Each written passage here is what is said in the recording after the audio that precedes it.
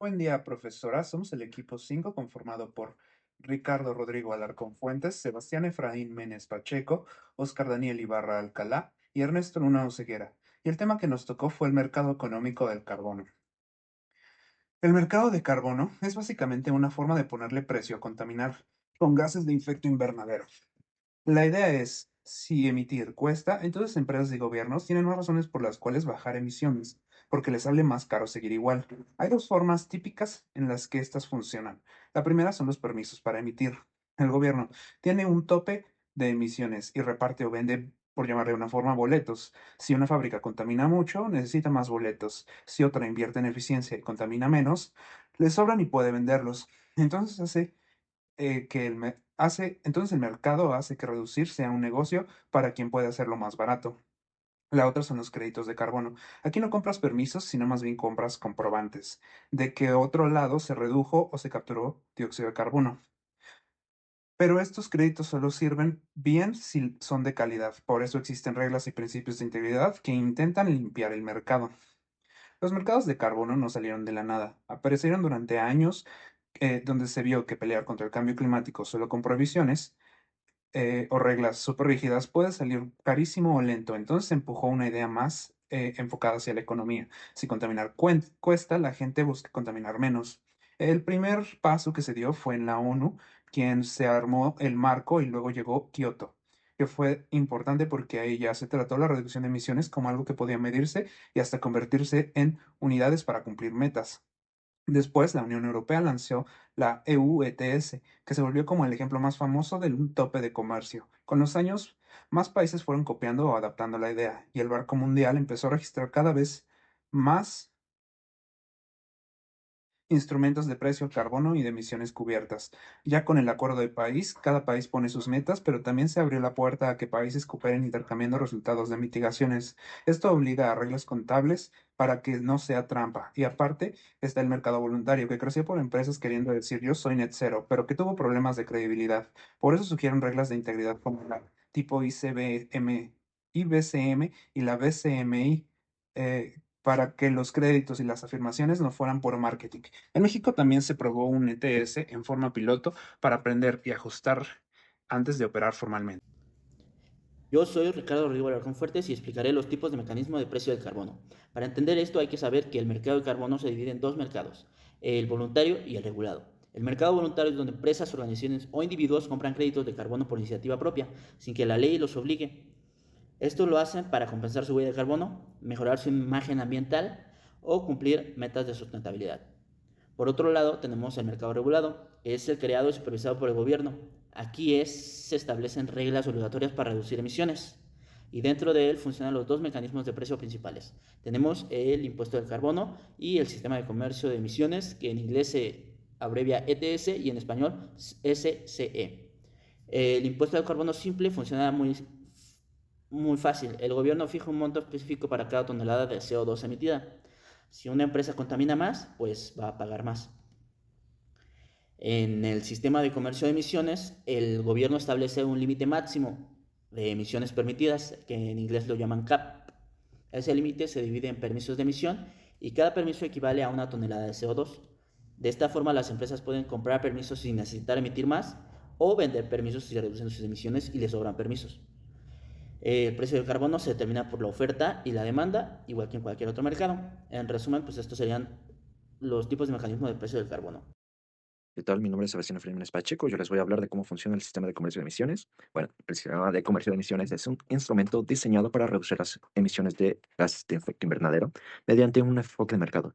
Su funcionamiento se basa en el esquema de Cap and Trade. ¿Qué es esto? Bueno, el regulador, que viene siendo el gobierno o un organismo del gobierno, establece un límite máximo de emisiones permitidas, que viene siendo el CAP, para sectores específicos. Y esta limitante va disminuyendo gradualmente, impulsando reducciones constantes, y pues las empresas reciben o compran derechos de emisiones, cada uno equivalente a una tonelada de dióxido de carbono. El primer sistema de comercio de emisiones fue en la Unión Europea, y esto ha sido un modelo internacional para su diseño y operación. En la práctica, ¿cómo es que funciona? Prácticamente las empresas o los sectores monitorean sus emisiones durante cada año o el periodo que se ha asignado y al finalizar deben entregar derechos equivalentes a sus emisiones reales. Si tienes más emisiones que derechos, debes comprar derechos adicionales. Si te sobran, puedes venderlas. Esto genera un mercado dinámico y eficiente, reduciendo los gases de efecto invernadero. El gobierno crea derechos de emisiones equivalentes al límite establecido. Generalmente, un derecho equivale a una tonelada de dióxido de carbono. Si el límite son 100 millones de toneladas, entonces se van a crear 100 millones de derechos. Al finalizar el periodo, que por lo general es anual, cada empresa debe entregar al regulador un derecho por cada tonelada que emitió realmente. Si una empresa emitió 50.000 toneladas, entonces debe entregar 50.000 derechos. Si no tiene, va a presentar multas. Año con año, el regulador va a ir reduciendo el límite, el cap, y es de esta manera pudiendo aumentar la escasez, pero aumentando el precio. Y para aquellos que hayan reducido bastante sus emisiones, les conviene bastante porque pueden vender a un muy buen precio sus derechos. Los sectores participantes vienen siendo en México el industrial y el energético. Varía de acuerdo al país. Puede ser de transporte, entre otros. El precio, ¿cómo se va a determinar? Este precio no lo fija el gobierno. Surge de oferta y demanda. La instalación que realice la última tonelada de reducción necesaria para cumplir el CAP determina el precio. Es el llamado costo marginal. Aquella empresa que está justo al límite de llegar a su punto de emisiones, pues va a ser el que va a fijar el precio. Los elementos clave son el límite máximo de emisiones, derechos de emisiones, mercado de compra y venta de derechos, monitoreo, reporte y verificación y cumplimiento anual.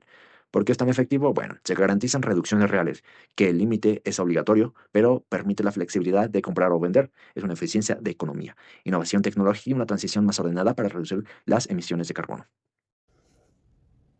Ahora hablaré del caso de estudio que nosotros elegimos, que fue el Sistema de Comercio de Emisiones de la Unión Europea. Este sistema pues, es el más antiguo, fue el primero que se hizo y actualmente es el mercado de carbono más grande y avanzado del mundo. Se dividió en 4 fases. La primera fase fue de 2005 a 2007, que fue como que el periodo de prueba. Y por lo tanto se cometieron algunos errores, entre los que destacan pues que se emitieron en exceso los permisos y aparte pues se daban gratis. Como tal, pues a las empresas no les costaba nada y pues podían seguir emitiendo lo mismo que querían, sin reducir para nada las emisiones de carbono. Después fue la fase 2, de 2008 a 2012.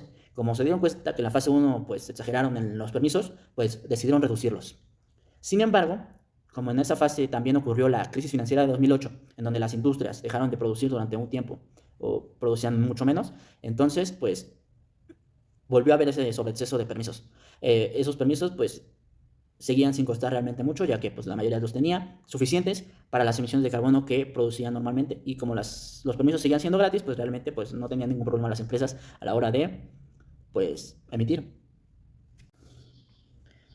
Después de la fase 2 vino la fase 3 de 2013 a 2020. Esta ya aplicó reformas radicales.